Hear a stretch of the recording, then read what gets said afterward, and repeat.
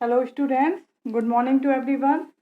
तो ये हमारी इंस्ट्रूमेंटेशन की सीरीज चल रही है, आपको पता है। इसमें अपन डिस्कस कर रहे हैं ट्रांसड्यूसर्स के बारे में कि ट्रांसड्यूसर हमारा क्या होता है। उसके अंदर अपन ने डिस्कस किए थे कि इलेक्ट्रिकल ट्रांसड्यूसर जो होते हैं वो कई सारे टाइप्स के होते हैं उनके ऑपरेशन के बेस पे। Resistive transducer, inductive transducer, capacitive transducer, mutual inductance transducer. तो ये हमारे रजिस्टिव ट्रांसड्यूसर्स के टाइप्स पर चल रहे हैं, जिसमें अपन ने पोटेंशियोमीटर डिस्कस कर लिया था, आरटीडी वगैरह डिस्कस कर लिया था। आज अपन डिस्कस करने वाले हैं स्ट्रेन गेज। ठीक है, तो आज का जो हमारा डिस्कशन का टॉपिक है स्ट्रेन गेज। तो स्ट्रेन गेज हमारा बहुत ही लंबा पार्ट है, मतलब बहुत ही ज्यादा इसमें अपन को पढ़ के स्ट्रेन क्या होता है, पहले स्ट्रेस क्या होता है, स्ट्रेन क्या होता है, गेज फैक्टर क्या होता है, पॉइजन रेशियो क्या होता है हमारा। ठीक है, स्ट्रेन गेज के कई सारे टाइप्स भी हैं हमारा। तो सबसे पहले आज अपन इस क्लास में जो हमारे बेसिक डेफिनेशन है स्ट्रेन गेज से रिलेटेड, मतलब स्ट्रेन गेज जब अपन को पढ़ना है तो बहुत सारे उसमें फैक्टर्स आते हैं जो कि काम करते हैं। तो अपन आज की क्लास में पहले वो डेफिनेशन डिस्कस करेंगे कि स्ट्रेस क्या होता है, स्ट्रेन क्या होता है हमारा, गेज फैक्टर क्या होता है, पॉइजन रेशियो क्या होता है। ठीक है, तो आज ये चार टर्म्स अपन डिस्कस करने वाले हैं। तो सबसे पहला जो टर्म अपन डिस्कस करने वाले हैं वो क्या हमारा, स्ट्रेस।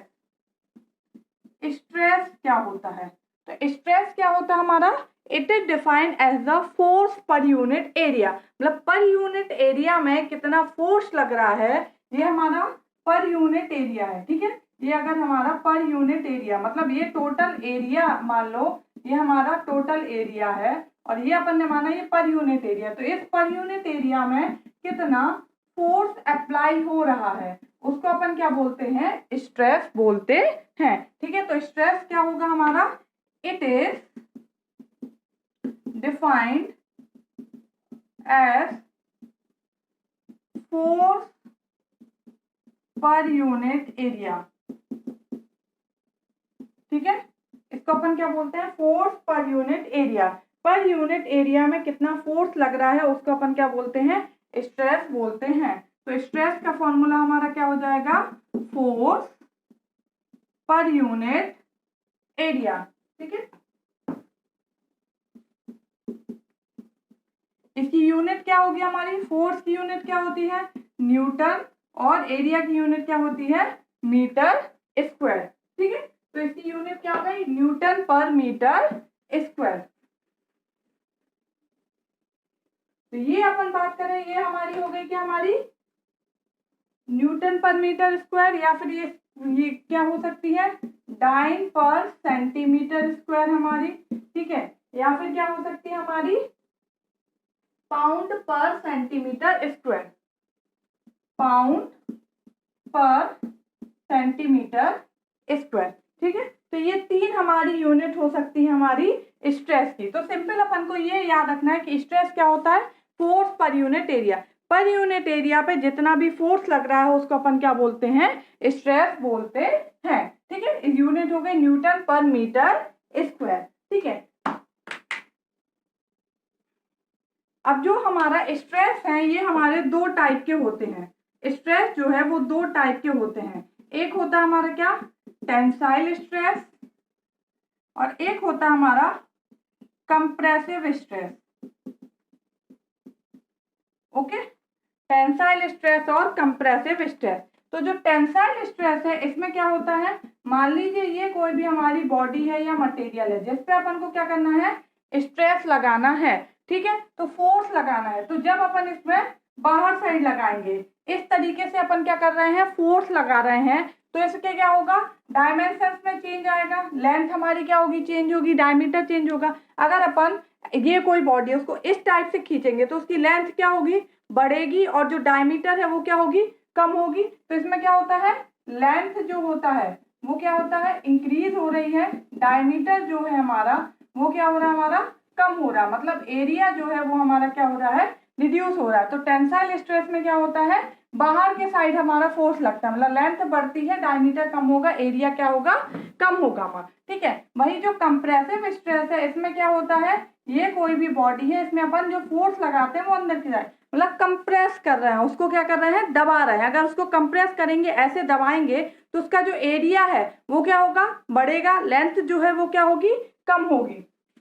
तो इसमें लेंथ जो होता है वो क्या होती है, कम होती है, एरिया जो होता है वो क्या होता है हमारा, बढ़ जाता है हमारा। ठीक है, तो जो स्ट्रेस होते हैं वो हमारे दो टाइप के हो गए, एक हो गया टेंसाइल स्ट्रेस और एक हो गया हमारा कंप्रेसिव स्ट्रेस।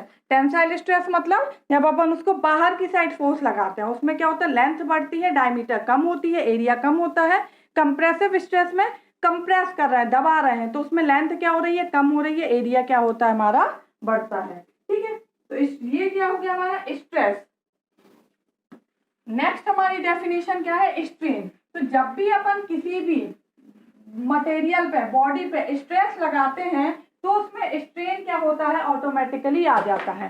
ठीक है, जब भी अपन किसी बॉडी पे स्ट्रेस अप्लाई करते हैं, when we apply stress on any body या फिर material, strain is automatically come in picture।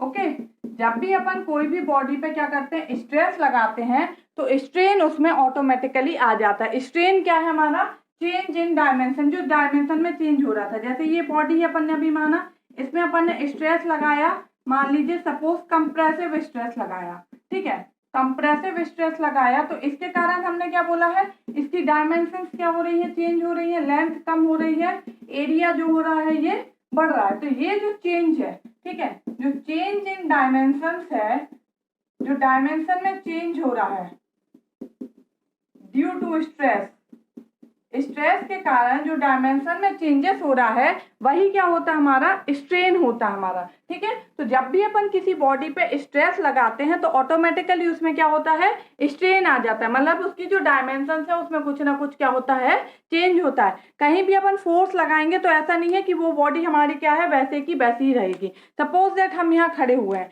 ऐसे हम अभी एकदम स्थिर खड़े हुए हैं, कोई हमें फोर्स लगा रहा है, पीछे से धक्का दे रहा है, तो हम आगे की तरफ थोड़ा झुकेंगे ना। ऐसा तो नहीं है कि एकदम स्ट्रेट खड़े रहेंगे, उस फोर्स का कुछ ना कुछ इफेक्ट होगा, भले हल्का सा हो या ज्यादा। जितना ज्यादा फोर्स होगा उसी के हिसाब से क्या होगा, हमारी बॉडी का मूवमेंट होगा। ठीक है, तो मतलब हमारे जो डायमेंशन है उसमें कुछ ना कुछ क्या है, चेंज आएगा हमारा। हम अभी ऐसे स्ट्रेट थे, अब हम ऐसे झुक गए हैं या कुछ भी है। तो जब भी अपन किसी बॉडी पे स्ट्रेस अप्लाई करते हैं तो ऑटोमेटिकली उसमें क्या होता है, स्ट्रेन आ जाता है। क्योंकि स्ट्रेन क्या होता है हमारा, चेंज इन डायमेंशन, जो डायमेंशन में चेंज हो रहा है वही क्या होता है हमारा, स्ट्रेन होता है।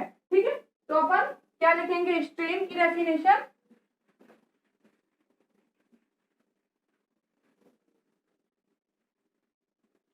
स्ट्रेन क्या होता है हमारा, change in physical dimension upon actual dimension. What is strain, strain क्या हमारा, चेंज इन, स्ट्रेन क्या हो जाएगा हमारा, change in physical dimension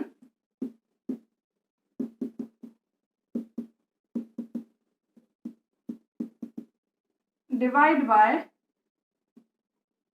actual dimension, actual dimension.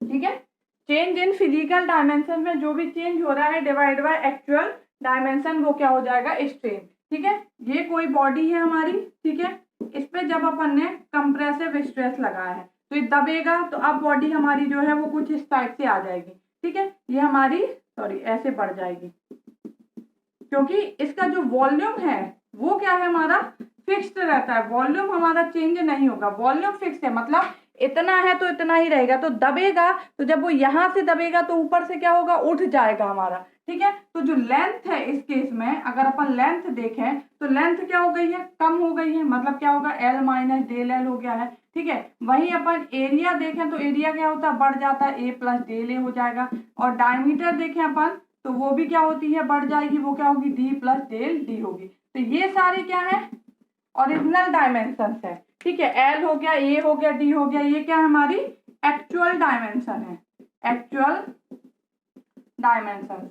और ये क्या है, चेंज है, मतलब इतना इसमें क्या आ गया हमारा, चेंज आ गया हमारा इन फिजिकल डायमेंशन। ये जो डायमेंशन है इनमें इतना क्या है हमारा, चेंज आ गया हमारा। ठीक है, तो इनका डिवाइड बाय जो इनका रेशियो होता है यही क्या होता है, स्ट्रेन होता है। ठीक है। तो अपन क्या लिखेंगे, स्ट्रेन जो है वो हमारा क्या हो जाएगा, या तो del L by L length में चेंज है, या फिर डेल टी बाय डेल, या फिर डेल ए बाय ए। ठीक है, ये तीन ही डायमेंशन है जिसमें चेंज होगा, या तो लेंथ वेरी होगी, या डायमीटर वेरी होगा, या फिर एरिया वेरी होगा।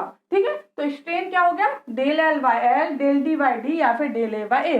मतलब ये इतना चेंज है, change in physical dimension divide by actual dimension. ठीक है, अब इसकी यूनिट की बात अगर अपन करें तो स्ट्रेन की जो यूनिट है वो क्या होगी, एल की, डेल एल की यूनिट भी क्या है, मीटर, इसकी यूनिट भी क्या है, मीटर हमारी, इसकी यूनिट मीटर स्क्वायर, ये भी मीटर स्क्वायर, ये मीटर, ये मीटर, तो ये सब क्या है, एक दूसरे से कट जाएंगे। तो स्ट्रेन की जो यूनिट है वो क्या होता है, ये यूनिट लेस होता है। ठीक है, strain is unit less quantity, strain की कोई भी यूनिट हमारी क्या है, नहीं होती है। स्ट्रेन एक क्या है, यूनिट लेस क्वांटिटी है, इसकी कोई भी यूनिट हमारी नहीं होती है।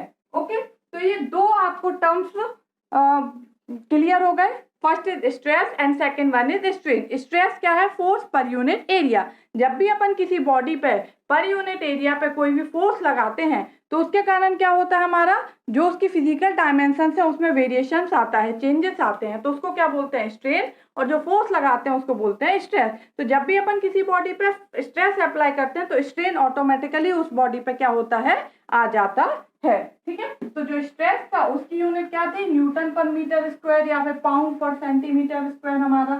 ठीक है, और स्ट्रेन जो है इसकी यूनिट क्या है, हमारी यूनिट लेस होता है। ठीक है, अब अपन इन दोनों के बीच में रिलेशन डिस्कस करते हैं कि स्ट्रेस और स्ट्रेन के बीच में क्या रिलेशन होता है। ठीक है, तो according to Hooke's law,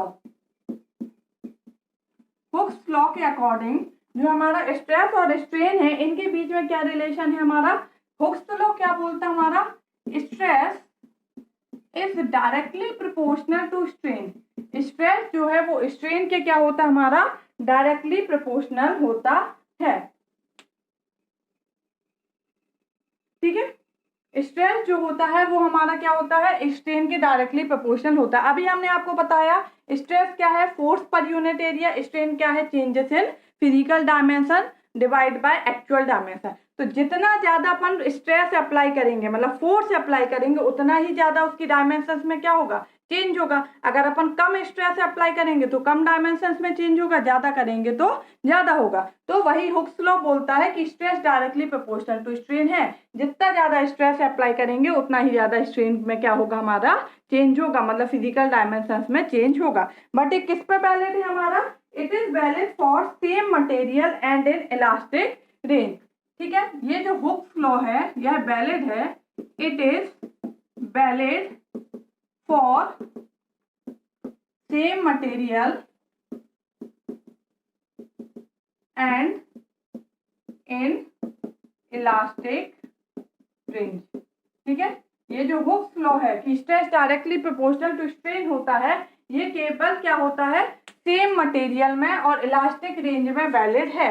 elastic range मतलब क्या होगा, वो रेंज जिसमें अपन किसी चीज में क्या करें, स्ट्रेस अप्लाई करें, उसके बाद छोड़ने पे वो क्या है, अपनी सेम पोजीशन में आ जाए, वो क्या होता है, हमारा इलास्टिक रेंज। ठीक है, जैसे कि हमारा क्या होता है, रबर बैंड होता है। ठीक है, रबर बैंड जो होता है इसको आप क्या करोगे, खींचोगे, इसको आप ऐसे खींचते हैं, उसके बाद आप मतलब छोड़ेंगे तो वो सेम अपनी पोजीशन में आ जाए, मतलब वो क्या है, इलास्टिक रेंज की पोजीशन, मतलब इलास्टिक है, वो क्या है, खिंचता है।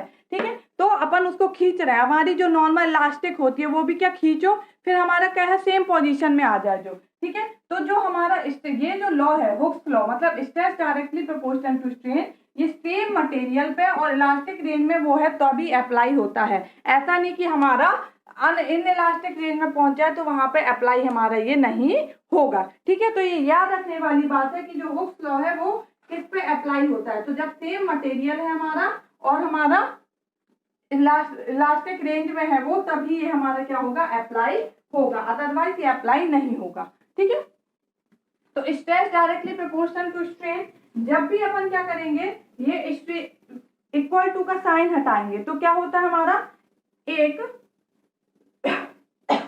सॉरी प्रोपोर्शनलिटी कांस्टेंट आएगा, तो वो क्या होगा, स्ट्रेस इक्वल टू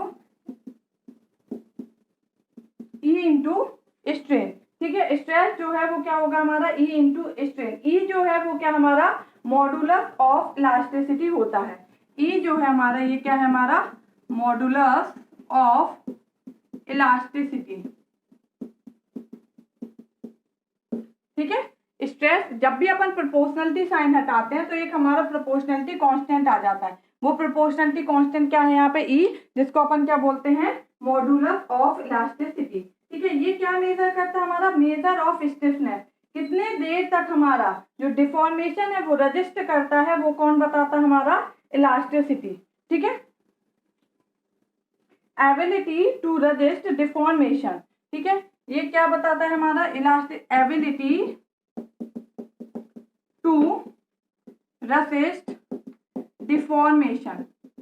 मतलब जो भी हमारा डिफॉर्मेशन हुआ है, चेंजेस हुआ है, उसको कितना देर तक ये रेसिस्ट कर सकता है, मतलब वो कितना देर तक बियर कर सकता है, उसकी जो क्षमता है वो किससे पता चलती है अपन को मॉडुलस ऑफ इलास्टिसिटी से। ठीक है। अब ई जो होता है वो क्या है हमारे तीन टाइप का होता है। एक तो यंग मॉडुलस है, बल्क मॉडुलस और shear modulus.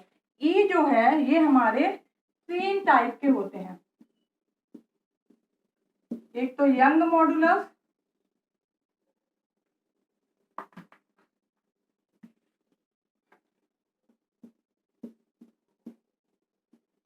Young modulus of elasticity,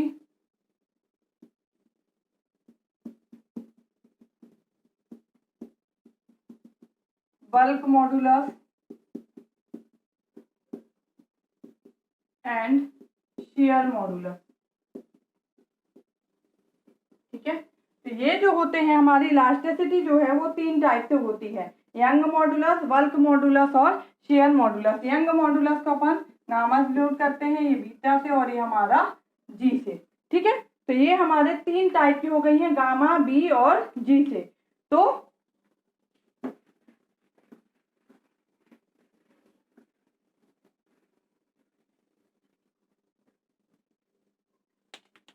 हमने क्या बोला, stress equal to Young modulus elasticity into strain.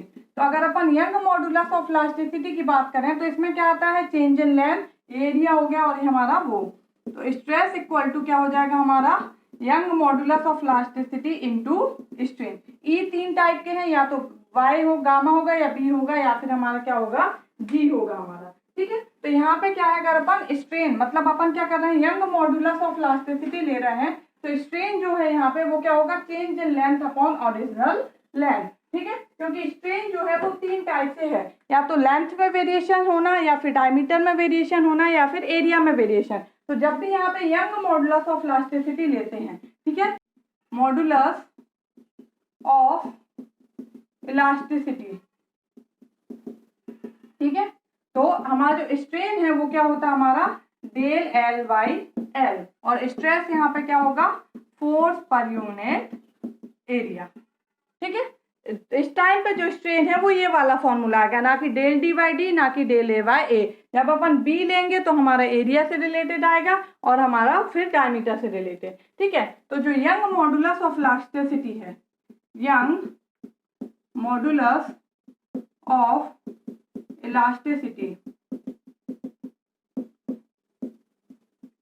इसकी यूनिट क्या होगी हमारी न्यूटन पर मीटर स्क्वायर, क्योंकि ये तो क्या है यूनिट लेस है हमारा। ठीक है। तो यंग मॉडुलस ऑफ इलास्टिसिटी की यूनिट क्या आ गई हमारी न्यूटन पर मीटर स्क्वायर। ओके।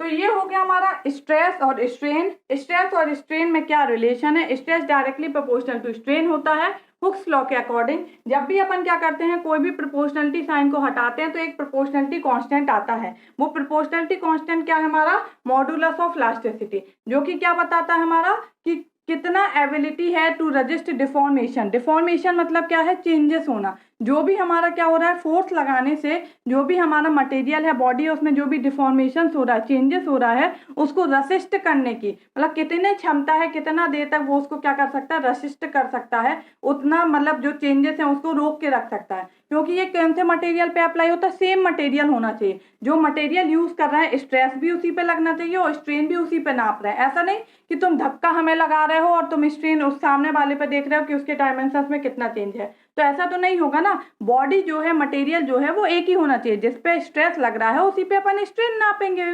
ऑब्वियसली बात है, ऐसा नहीं है कि हमारे ऊपर स्ट्रेस लगा रहे हो, फोर्स लगा रहे हो, सामने वाले के तुम देख रहे हो कि उसकी फिजिकल डायमेंशन चेंज हो रही है नहीं, तो उसकी क्यों होगी, उसके ऊपर तो स्ट्रेस लग नहीं रहा है। तो सेम मटेरियल पे होना चाहिए और वो जो मटेरियल वो इलास्टिक रेंज में होना चाहिए। मतलब अगर अपन उसको खींचते हैं तो उसके बाद छोड़ने के बाद वो क्या है, अपनी सेम पोजीशन में आ जाए, वो क्या होता है उसका इलास्टिक रेंज। ठीक है, तो ये हो गया हमारा Young modulus of elasticity. Okay, ये हमारा इतना इन दोनों के बीच में हमारा क्या हो गया है, रिलेशन हो गया, स्ट्रेस और स्ट्रेन के बीच में रिलेशन।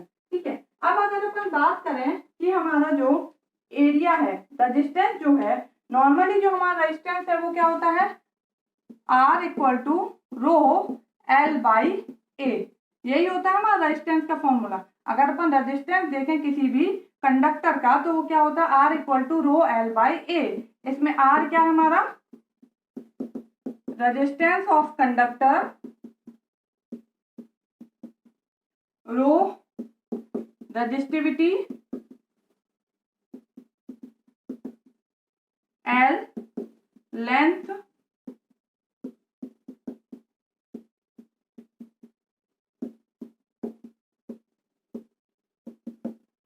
और ए क्या है, cross sectional area.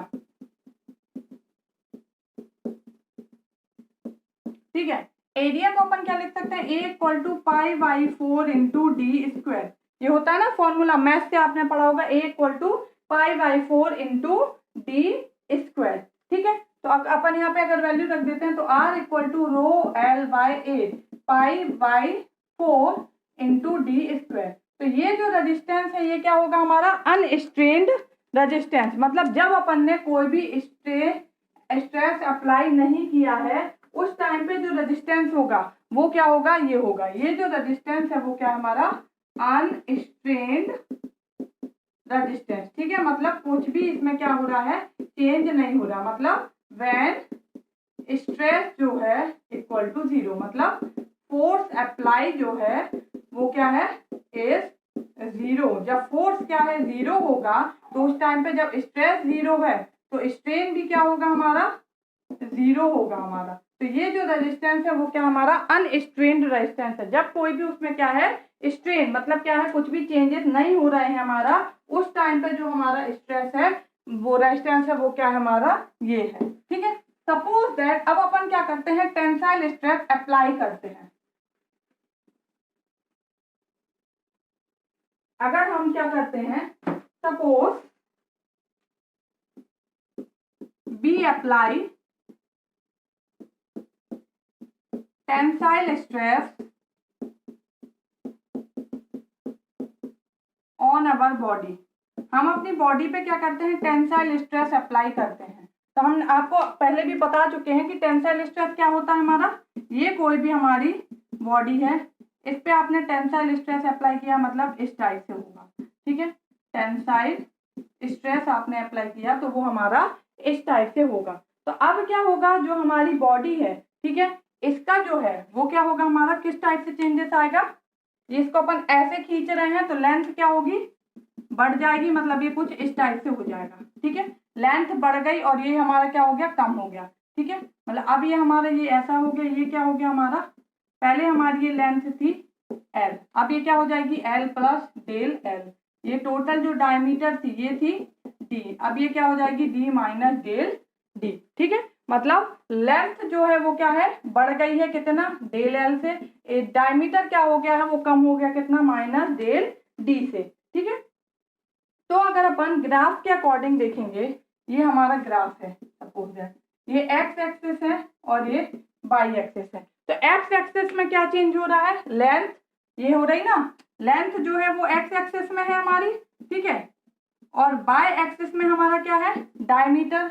X axis में क्या है, लेंथ वेरिएशन हो रहा है, वाई एक्सिस में क्या है हमारा, डायमीटर का वेरिएशन अपन देख रहे हैं हमारा। ठीक है, तो हमारा जो लेटरल स्ट्रेन है। स्ट्रेन क्या होता है हमारा? Change in length upon original length, मतलब change in physical dimension upon original dimension.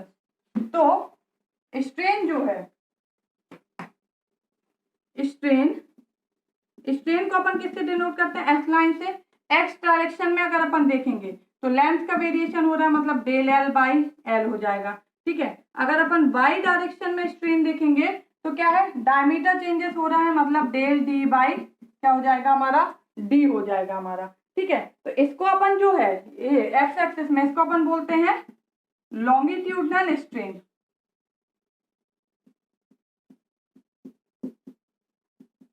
ठीक है।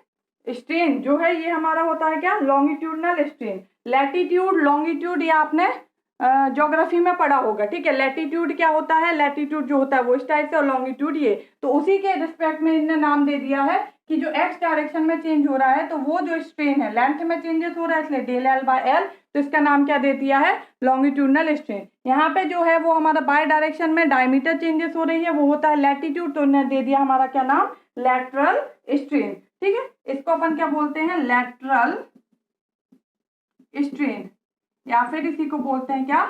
ट्रांसवर्स स्ट्रेन, ठीक है। तो जो एक्स डायरेक्शन में चेंजेस होगा हमारा स्ट्रेन में वो हो जाएगा लॉन्गिट्यूडनल स्ट्रेन, और जो हमारा वाई डायरेक्शन में होगा वो हो जाएगा हमारा क्या? लैटरल स्ट्रेन, ठीक है।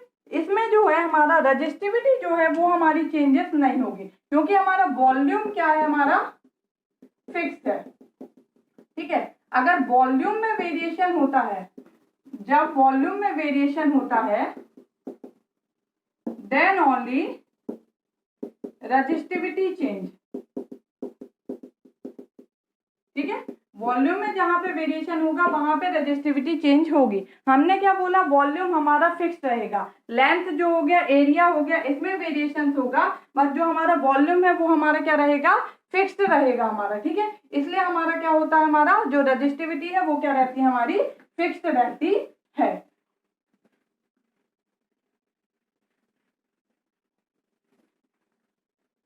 तो ये हो गया हमारा कि लैटरल स्ट्रेन क्या होता है और लॉन्गिट्यूडनल स्ट्रेन क्या होता है, ठीक है। लैटरल स्ट्रेन जो है वो वाई डायरेक्शन में होता है, वो क्या होता है? Del D by D. और लॉन्गिट्यूडनल स्ट्रेन क्या होता है? ये जो एक्स डायरेक्शन में चेंजेस होता है वो होता है हमारा लॉन्गिट्यूडनल स्ट्रेन, ठीक है। अब अपन डिस्कस करने वाले हैं एक टर्म पॉइजन रेशियो, ठीक है। पॉइजन रेशियो जो होता है हमारा वो क्या होता है? हमारा पॉइजन रेशियो, पॉइजन रेशियो जो होता है हमारा वो क्या होता है? हमारा lateral strain divide by longitudinal strain. Lateral strain मतलब कितना वाई डायरेक्शन में स्ट्रेन लग रहा है, divide by longitudinal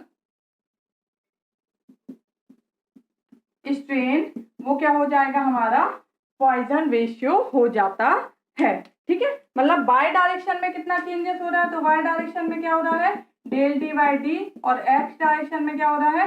del L by L. ये क्या हो जाएगा? हमारा पॉइजन रेशियो, ठीक है। ये भी क्या होगा? यूनिट लेस क्वांटिटी है, क्योंकि ये यूनिट लेस है, ये भी यूनिट लेस है, तो पॉइजन रेशियो जो है ये भी क्या हमारा?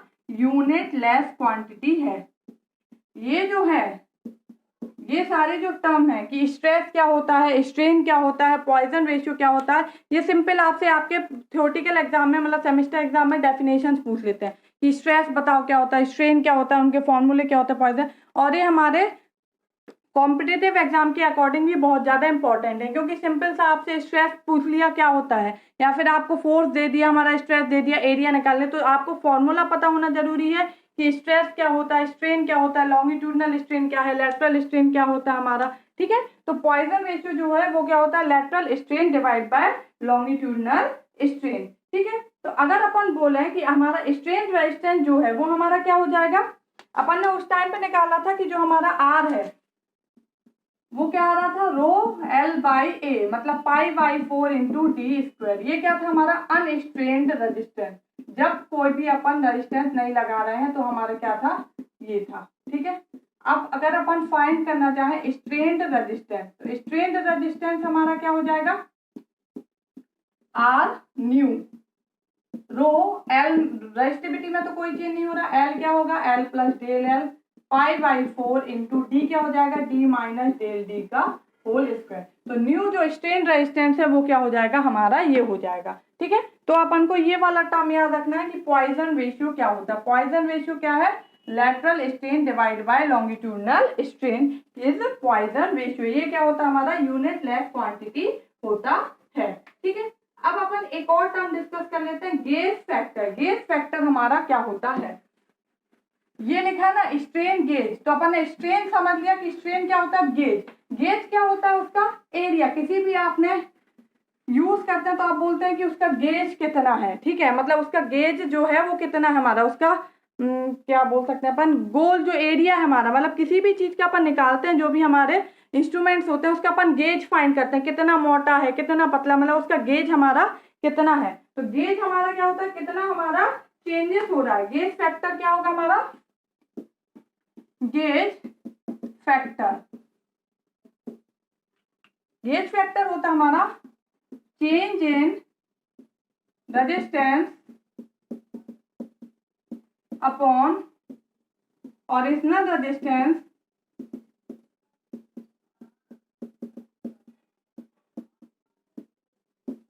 Divide by change in length upon original length. ठीक है, रेजिस्टेंस में कितना चेंज हो रहा है divide by original resistance upon change in length divide by original length, ये क्या होता है हमारा गेज फैक्टर। ठीक है, गेज फैक्टर जो है वो क्या हमारा del R by R upon del L by L, ये क्या होता है हमारा गेज फैक्टर। ये भी क्या होगा यूनिट लेस क्वांटिटी, क्योंकि इसमें क्या है ओम डिवाइड बाय ओम कट जाएगा, मीटर बाय मीटर, ये भी कट गया ये भी कट गया, तो ये भी क्या होता है यूनिट लेस क्वांटिटी होता है। ठीक है, तो केवल हमारा जो स्ट्रेस है वो क्या है हमारा यूनिट क्वांटिटी है, मतलब उसकी कुछ ना कुछ यूनिट है, जो कि क्या थी न्यूटन पर मीटर स्क्वायर या फिर पाउंड पर सेंटीमीटर स्क्वायर। बाकी तीनों स्ट्रेन हो चाहे पॉइजन रेशियो हो चाहे गेज फैक्टर हो, ये तीनों हमारी क्या है यूनिट लेस क्वांटिटी है। तो कंपटीशन एग्जाम में इस टाइप से आपसे पूछ लिया जाएगा कि विच क्वांटिटी इज